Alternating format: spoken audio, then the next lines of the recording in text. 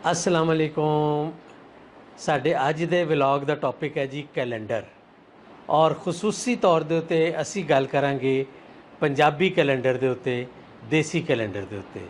सब तो पहले मैं तुहानूं तारफ करवाना चाहांगा कि कैलेंडर दी ज़रूरत क्यों पेश आई। तुसी देख रहे हो रौनक मेला पंजाबी चैनल, जिहड़ा कि सारी दुनिया च वसन वाले पंजाबियां दा अपना चैनल है, तो मैं तुहाडा वीर मसूद जिहड़ा इस व्लॉग नूं होस्ट करांगा। उम्मीद है तुहानूं अज दा एक बहुत ही इन्फॉर्मेटिव किस्म का व्लॉग सुनने नूं मिल रहा है और तुसी इहनूं ना सिर्फ एंड तक देखो बल्कि अपने दोस्तों नाल और अपने बच्चों नाल खसूसी इस वास्ते शेयर करो ताकि साडे बच्चों नूं, साडी आने वाली जनरेशन नूं पता होवे कि जिहड़ा साडा देसी कैलेंडर है ओदी की इंपॉर्टेंस है और ओदी की डेफिनेशनस ओदियां की हैगियां ने। अगर असी कैलेंडर की गल करिए तो कैलेंडर जदों की नोन हिस्टरी है, यानी अगर 5-6 हज़ार साल पहले की भी असी अगर गल करिए तो वो किसी न किसी हवाले नाल कीती जाती है। कोई ना कोई यूनिट्स बनाए जाते हैं तो टाइम दे यूनिट बनाए गए अज तो हज़ारां साल पहले, जिहड़ा कि सब तो मेन यूनिट साल का बनया, उस तो बाद यूनिट महीनों के बने, हफ्तियां के बने, दिनों के बने, घंटिया के बने, मिनटां के बने, सैकेंडां के बने और ऐसे तरीके दे नाल माइक्रो सैकेंड तक भी असी करते हैं। लेकिन जिहड़ा कैलेंडर ने वो पूरी दुनिया दे विच मुख्तलिफ जगह के उत्ते मुख्तलिफ कैलेंडर्स राइज ने। चाइना वालियां दा अपना कैलेंडर है, ईरान वालियां दा अपना कैलेंडर है, जॉर्जियन कैलेंडर जिहड़ा इंग्लिश कैलेंडर है वो सब तो ज़्यादा पॉपुलर कैलेंडर है। दूसरा मेन जिहड़ा कैलेंडर है वो इस्लामिक कैलेंडर है। इस्लामिक कैलेंडर जिहड़ा है वो चंद के हिसाब नाल चलदा है, मून के हिसाब दे नाल, subject to the appearance of moon. उस तो इलावा हिंदुस्तान दे विच एक बादशाह गुजरिया चंद्रगुप्त बकर मजीद, उसने बिक्रमी कैलेंडर बनाया जिहड़ा कि हिंदुस्तान दे विच राइज होया। बिक्रमी कैलेंडर है ਉਹਦੇ ਵਿੱਚ थोड़ी जी ऑल्ट्रेशन करके, क्योंकि बिक्रमी कैलेंडर जिहड़ा है वो मौसमां दे हिसाब नाल बनाया गया सी, सर्दी गर्मी खिजां बहार बरसात, तो उन्होंने थोड़ा जिहा चेंज करके तो उन्होंने पंजाबी कैलेंडर बना दिता गया और उस पंजाबी कैलेंडर नूं नानकशाही कैलेंडर भी कहा जाता है। लेकिन जिहड़ा पंजाबी कैलेंडर है जिन्हों असी देसी कैलेंडर भी कह सकते हैं और डॉक्यूमेंटरीली असी उन्होंने नानकशाही कैलेंडर कहते हैं, बाबा गुरु नानक की निस्बत के नाल, ते वो अपने हिसाब के नाल चलता जा रहा है। लेकिन बिक्रमी कैलेंडर जिहड़ा है वो जॉर्जियन कैलेंडर तो भी शायद कोई 150 साल पहले स्टार्ट होया सी। लिहाजा असी कह सकते हैं कि जिहड़ा कैलेंडर है उसकी हिस्टरी हिंदुस्तान के रीजन के विच, साउथ एशिया के विच इंग्लैंड के नालों ज़्यादा पुरानी है। अच्छा, एक चीज़ बड़ी इंपॉर्टेंट मैं तुहानूं दसां कि कैलेंडर की ज़रूरत इस वास्ते पैंदी है कि कैलेंडर साडी लाइफ नूं मैनेज करता है। सानूं पता हुंदा है कि असी सर्दियां कदों आनियां ने, गर्मियां कदों आनियां ने, फसलां कदों काश्त करनियां ने, शादी ब्याह दीयां तारीखां, बिजनेस दे अपने जिहड़े मैनेजमेंट है वो चीज़। और जॉर्जियन कैलेंडर इस वक्त सब तो ज़्यादा स्ट्रॉन्ग इस वास्ते हो गया है कि कंप्यूटर दे विच जॉर्जियन कैलेंडर यूज़ होंदा है। जनवरी फरवरी मार्च वो तुसी 000001 तो लैके ते ईयर जिहड़ा तुसी 20,000 तक भी कर लोगे तो वो तुहानूं कैलकुलेट करके दस देगा। सारी एयरलाइनस दी जितनी भी फ्लाइटां ने उन्हां दी बुकिंग, जितना ट्रांसपोर्ट का सारा सिस्टम है, जितना डाक का सिस्टम है, जितना ईमेल का सिस्टम है, जितने कॉन्फ्रेंसिस ने, जितने भी ईवेंट दुनिया के विच मैनेज किए जाते हैं वो सारे के सारे बेस कर रहे होंदे हैगे ने जॉर्जियन कैलेंडर के नाल। ते असी जॉर्जियन कैलेंडर की इंपॉर्टेंस नूं घट नहीं कर सकते, लेकिन असी जॉर्जियन कैलेंडर के नाल नाल अपने देसी कैलेंडर नूं भी लाजमी तौर के उत्ते डिवेलप करना है और असी उन्होंने कायम दायम रखना है ताकि असी अपनी रवायत नाल और अपनी रीतां नाल असी जुड़े रहिए। अच्छा, जिस तरह मैं तुहानूं दस रहा सी कि जॉर्जियन कैलेंडर का जिहड़ा है वो जिहड़ा साल है वो 2023 है। इस्लामिक कैलेंडर का जिहड़ा साल है वो तकरीबन 1500 के करीब है। लेकिन जिहड़ा पंजाबी कैलेंडर है जिन्हों असी नानकशाही कैलेंडर कहने हैं, जिहड़ा कि खास पंजाब के रीजन के विच उन्होंने इस्तेमाल किया जाता है। और नानकशाही का नाम जिहड़ा है यह बाबा गुरु नानक के नाम तो लिता गया है। ਉਹਦਾ तकरीबन 554वां साल है, यानी 554 554 ईयर्स हो गए ने इस कैलेंडर ਨੂੰ कीते हुए।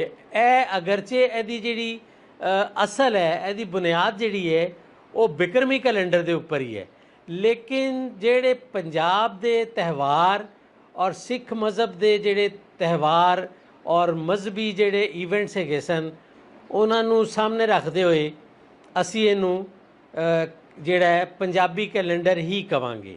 ਲਿਹਾਜ਼ਾ ਅਸੀਂ ਦੇਖਦੇ ਹਾਂ ਕਿ ਵਿਸਾਖੀ ਦਾ ਮੇਲਾ ਵਿਸਾਖ 'ਚ ਆਉਂਦਾ ਹੈ ਔਰ ਇਸੇ ਤਰੀਕੇ ਦੇ ਨਾਲ ਫਿਰ ਜਿਹੜਾ ਬਾਬਾ ਗੁਰੂ ਨਾਨਕ ਦੇ ਜਨਮ ਦਿਨ ਹੈ ਜਾਂ ਜਿਹੜਾ ਬਸੰਤ ਦਾ ਤਿਉਹਾਰ ਹੈ ਜਾਂ ਹੋਰ ਜਿਹੜੇ ਵੀ ਪੰਜਾਬ ਦੇ ਵਿੱਚ ਤਿਉਹਾਰ ਲੋਹੜੀ ਦਾ ਮਨਾਇਆ ਜਾਂਦਾ ਹੈ, ਜਿਹੜੇ ਵੀ ਮਨਾਏ ਜਾਂਦੇ ਨੇ ਉਹ पंजाबी कैलेंडर के हिसाब नाल मनाए जाते हैं। और इस दे नाल जिहड़े पंजाब दे विच जिहड़े सूफिया दे जिहड़े मेले हुंदे ने, जितने भी मेले हुंदे ने वो सारे भी जिहड़े ने वो पंजाबी कैलेंडर के हिसाब नाल ही मनाए जाते हैं। मसलन बाबे वारिस शाह का जिहड़ा मेला है वो सावन की 9 तारीख नूं मनाया जाता है। और जिहड़े पंजाबी कैलेंडर है वो मौसमां के हिसाब नाल है। और मौसमां के हिसाब तो यानी तुसीं ये समझ सकते हो कि अगर असी कहीए कि जी सावन भादों के महीने तो फौरन साडे ज़हन च आ जाता जी बारिशां के महीने हैगे ने जी। तो जी पोह माघ जिहड़ा है जी वो जी बड़ी ठंड पैंदी है जी पोह माघ दे विच। ते अमूमन पंजाबी महीनिਆਂ ਨੂੰ जोड़ियां दे वांगू लिता जाता है, जोड़ियां नाल उन्हां दे नाम लिते जाते हैं।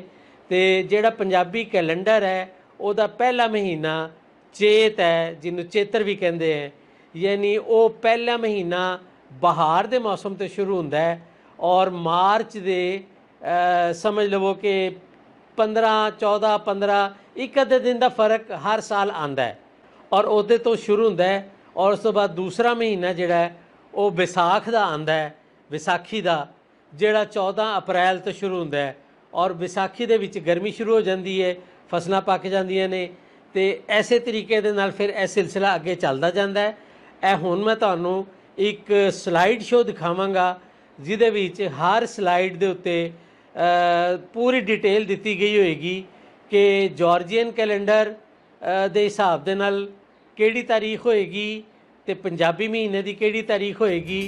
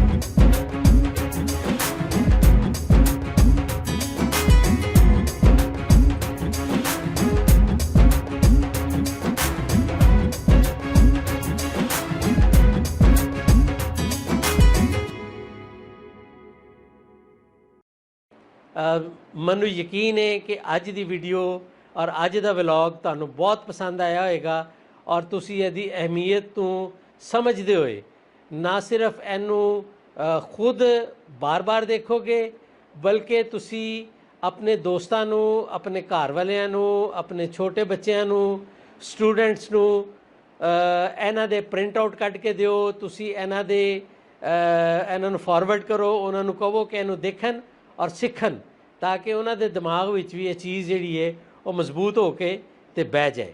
ਮੈਨੂੰ ਉਮੀਦ ਹੈ ਕਿ ਤੁਸੀਂ ਸਾਡੇ ਚੈਨਲ ਨੂੰ ਐਸੇ ਤਰ੍ਹਾਂ ਹੀ ਸਪੋਰਟ ਕਰਦੇ ਰਹੋਗੇ ਜਿਸ ਤਰ੍ਹਾਂ ਕਰਦੇ ਆ ਰਹੇ ਹੋ, ਤੇ ਅਸੀਂ ਇਹ ਕੋਸ਼ਿਸ਼ ਕਰਾਂਗੇ ਕਿ ਅਸੀਂ ਅੱਛੇ ਤੋਂ ਅੱਛੇ ਇਨਫੋਰਮੇਸ਼ਨ ਬੇਸਡ ਵਲੌਗਸ ਬਣਾ ਕੇ ਤੇ ਤੁਹਾਨੂੰ ਦੱਸੀਏ ਆਪਣੀ ਹਿਸਟਰੀ ਦੇ ਬਾਰੇ, ਸਾਡੀ ਪੰਜਾਬ ਦੀ ਕੀ ਹਿਸਟਰੀ ਹੈ, ਸਾਡੇ ਪੰਜਾਬ ਦਾ ਕੀ ਕਲਚਰ ਹੈ, ਸਾਡੇ ਪੰਜਾਬ ਦੀ ਕੀ ਹੈਰੀਟੇਜ ਹੈ, ਸਾਡੇ ਪੰਜਾਬ ਨੂੰ ਦੁਨੀਆ ਦੇ ਵਿੱਚ ਅਸੀਂ ਕਿਸ ਤਰ੍ਹਾਂ ਇੱਕ ਐਸੇ ਤਰੀਕੇ ਨਾਲ ਪੇਸ਼ ਕਰਨਾ ਹੈ ਕਿ ਸਾਰੀ ਦੁਨੀਆ ਦੇ ਵਿੱਚ ਪਤਾ ਹੋਵੇ ਲੋਕਾਂ ਨੂੰ ਕਿ ਪੰਜਾਬ ਔਰ ਪੰਜਾਬੀ, ਪੰਜਾਬ ਦੇ ਜਿਹੜੇ ਰਹਿਣ ਵਾਲੇ ਨੇ ਉਹ ਕਿੰਨੇ ਅੱਛੇ, ਮਿੱਠੇ ਔਰ ਪਿਆਰੇ ਲੋਕ ਨੇ, ਔਰ ਕਿੰਨੇ ਅੱਛੇ اخلاق ਨਾਲ ਲੋਕਾਂ ਨੂੰ ਪੇਸ਼ ਆਉਂਦੇ ਨੇ, ਇੱਕ ਦੂਸਰੇ ਦੀ ਮਦਦ ਕਰਦੇ ਨੇ।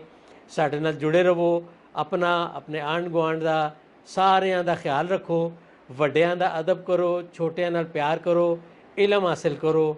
ਔਰ ਇਲਮ ਹਾਸਿਲ ਕਰਨਾ ਬਹੁਤ ज़्यादा ज़रूरी है, क्योंकि तालीम और नॉलेज तो बगैर कोई कौम दुनिया से तरक्की नहीं कर सकती।